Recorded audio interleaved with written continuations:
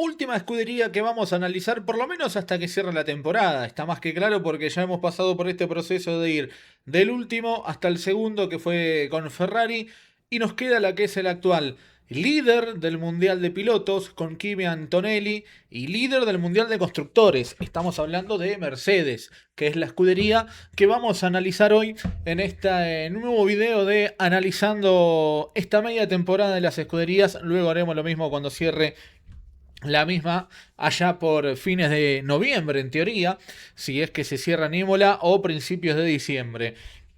Mercedes 2026. ¿Tienen el mejor auto o el equipo está dejando de escapar el título? Porque Mercedes por ahí llegó con una presión enorme en esta temporada, después de varios años, un poco alejado por la pelea en el campeonato. El cambio reglamentario por ahí era la oportunidad perfecta para volver a empezar. Y todos sabemos que cuando hubo un cambio fuerte de reglamento, el que mejor parado llegó fue Mercedes. Y no solamente volvió, arrasó Mercedes. Ganó los primeros 6 grandes premios consecutivos y llegó a dominar las primeras 10 sesiones de clasificaciones. Russell y Antonelli parecían estar en otra categoría respecto al resto. Pero entonces apareció el gran problema de Mercedes hasta hoy en día: la fiabilidad.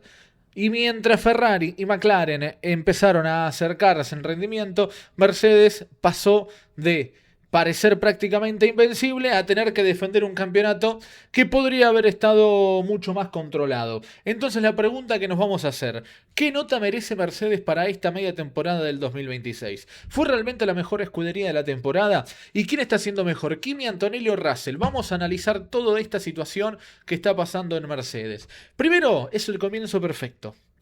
Si bien tenemos que hablar de la primera mitad de la temporada del año, Mercedes prácticamente no podía haber pedido más. Desde los test de pretemporada quedó claro que este W17 había nacido bien. El chasis funcionaba, la unidad de potencia Mercedes era competitiva y lo sigue siendo, y uno de los puntos fuertes fue su despliegue de energía, algo especialmente importante con las nuevas regulaciones de este 2026. En Australia llegó la primera confirmación. Russell ganó y Mercedes consiguió un contundente 1-2. Otra vez en China volvió a ocurrir lo mismo, otro 1-2, pero esta vez con un detalle histórico: Kimi Antonelli había conseguido su primera victoria en la Fórmula 1. Y a partir de ahí comenzó una racha muy buena del italiano. Ganó en China, Japón, Miami, Canadá, Mónaco y Bélgica para Antonelli. 5 victorias consecutivas en 5 grandes premios para el joven piloto italiano. Y ahí Mercedes empezó a tener un problema, que paradójicamente es un problema que cualquier equipo que querría tener: dos pilotos capaces de poder ganar carreras. Vamos a meternos con Kimi Antonelli, que es hasta ahora la gran revelación de este 2026. Porque si hay un nombre que define la temporada de Mercedes, es justamente Antonelli. Y esto es especialmente importante porque estamos hablando de un piloto que tuvo una temporada de debut complicada. Todos recordamos que en el 2025 de Antonelli por ahí vimos velocidad, pero también muchos errores, inconsistencias, y por momentos parecía que el salto a Mercedes le había llegado demasiado pronto. El 2026 cambió la cara completamente para Kimi. Se convirtió en un piloto mucho más sólido, más agresivo cuando tenía que serlo, más inteligente cuando la situación lo requería y sobre todo mucho más consistente. El resultado está en la clasificación. Después de Zandvoort, Antonelli tiene 242 puntos contra los 183 que tienen Russell y Hamilton. Es decir, que Kimi tiene una ventaja de 59 puntos sobre su propio compañero de equipo. Y esto ya no puede explicarse simplemente como una cuestión de suerte. El propio equipo Mercedes destacó que la rivalidad entre ambos pilotos está siendo saludable y que los dos están elevando el nivel del otro. Para darle una nota a Kimi, vamos a ponerle 9,5 sobre 10. No le ponemos un 10 porque todavía quedan varias carreras por delante y porque también tuvo problemas de fiabilidad que le costaron puntos a Antonelli, pero sí termina siendo campeón del mundo. Si lo termina siendo, esta temporada puede ser el momento exacto en el que podríamos estar viendo el nacimiento de una nueva estrella en la Fórmula 1. El gran debate acá es con Russell, con este hombre. Uno de los grandes interrogantes que tiene Mercedes en esta temporada. Porque Russell también está teniendo una buena performance. El problema es que su compañero está teniendo una temporada extraordinaria. Russell arrancó ganando en Australia, también ganó en Austria y ha demostrado velocidad durante todo el año. Pero tuvo más dificultades para adaptarse a este monoplaza y a las nuevas reglas de despliegue de energía. Y además también sufrió muchos problemas de fiabilidad. El caos más dramático fue en Canadá. Russell estaba liderando la carrera cuando sufrió un problema que terminó provocando su abandono y además también previo a eso una leve pelea en el medio con Antonelli. Y esos puntos son los que Mercedes sencillamente no puede recuperar. Porque después del parón, además Russell logró reaccionar muy bien en Zandvoort, consiguiendo la pole y ganando la carrera sprint. Y en el Gran Premio terminó tercero. Pero el dato que más preocupa a Russell es otro. Está 59 puntos por detrás de Antonelli.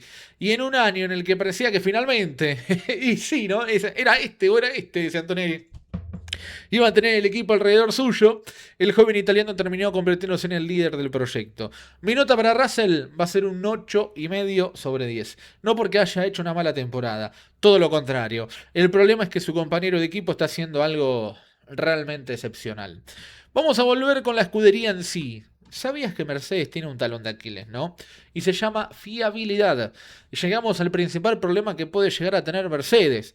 Porque si solamente miramos el ritmo, probablemente Mercedes merecería una nota prácticamente perfecta, pero la Fórmula 1 no se gana solamente siendo rápido, hay que terminar las carreras, y Mercedes tuvo problemas importantes. La unidad de potencia fue uno de los grandes dolores de cabeza hasta el momento. No solamente por ello afectó al equipo oficial, sino que también a algunos de sus clientes. Russell abandonó el liderato en Canadá, Antonelli sufrió problemas eléctricos en Barcelona y Mercedes terminó pagando un precio enorme por eso. La propia Fórmula 1 analizó los puntos que perdió Mercedes por fiabilidad y llegó a una conclusión clara. El campeonato podría estar todavía más decidido si el equipo hubiera terminado todas esas carreras. Y esto es importante porque Mercedes no está perdiendo el campeonato por falta de velocidad. Está perdiendo margen por no conseguir convertir todo ese rendimiento en puntos. Por eso, si hablamos de Mercedes en fiabilidad, se va a llevar un 6,5 porque son demasiados problemas para un equipo que aspira a ser campeón del mundo. Ahora, ¿cuál puede ser el gran peligro de Mercedes? El desarrollo. Es el probablemente mayor desafío que va a tener Mercedes de acá al cierre de la temporada en este 2026. Porque como arrancó como un coche cohete, Ferrari y McLaren fueron acercándose. Y esto advierte que Ferrari y McLaren habían dado grandes pasos respectivos en relación al chasis que puede llegar a tener Mercedes antes del parón. Después llegó Zandvoort, Lando Norris ganó y Mercedes tuvo que conformarse con el segundo y tercer puesto. Pero hay algo que todavía es más importante en esta ecuación. Antonelli reconoció que después de la carrera Mercedes ya no tiene necesariamente el auto más rápido. Y eso va a cambiar completamente el panorama, porque Mercedes comenzó el año con una ventaja enorme y ahora tiene que administrar esa ventaja mientras Ferrari y McLaren desarrollan sus autos. Y además tiene una limitación adicional, el techo presupuestario. Mercedes no puede llevar simplemente 10 mejoras al auto. Tiene que decidir cuándo introducirlas. Y Toto Wolff ya explicó que el equipo está intentando concentrar sus mejoras en determinados momentos y para determinados momentos de la segunda mitad de la temporada. Y eso puede ser o muy brillante o puede salir muy mal. Ahora, ¿cómo se puede llegar a explicar, por ejemplo, Zandvoort, la carrera que explica a Mercedes? Porque si queremos entender dónde está hoy Mercedes, Zandvoort es prácticamente el ejemplo perfecto. Si bien Russell ganó la carrera sprint y Mercedes colocó a sus dos pilotos en el podio, aunque ganó McLaren, Norris terminó a más de 11 segundos por delante de Antonelli. Y además tuvimos una situación que va a ser importantísima para lo que queda del campeonato. Mercedes le pidió a Russell que lo deje pasar a Antonelli. Russell lo hizo.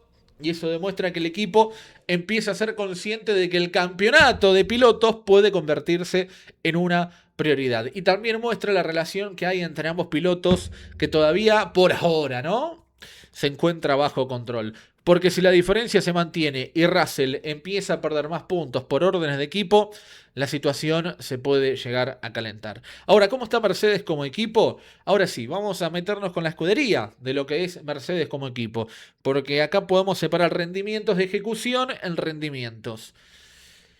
Mercedes ha sido excelente. Ganó 8 grandes premios hasta ahora, consiguió 10 poles, tiene 16 podios entre los dos pilotos. Y lidera el campeonato de constructores con 425 puntos. Y eso es brutal. Pero también hay que considerar que Ferrari está a 87 puntos y McLaren ya está mucho más cerca de lo que parecía en el comienzo.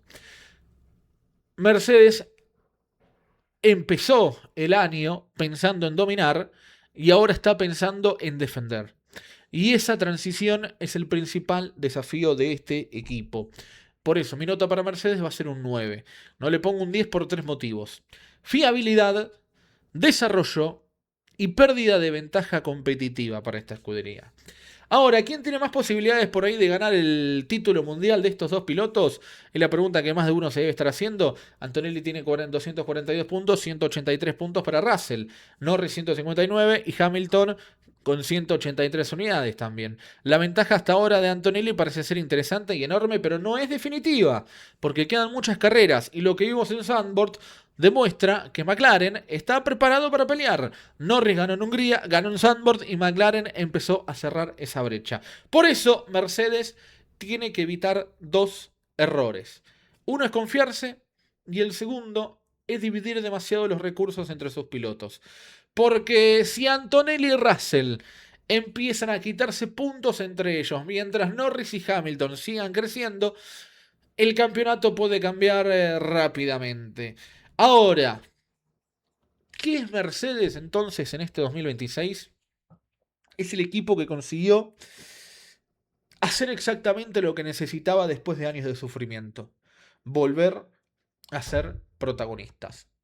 Pero también es el equipo que probablemente se está complicando solo en un campeonato que podría tener prácticamente controlado. Mercedes tiene al líder del campeonato del Mundial de Pilotos, tiene al segundo clasificado y tiene el equipo con más puntos.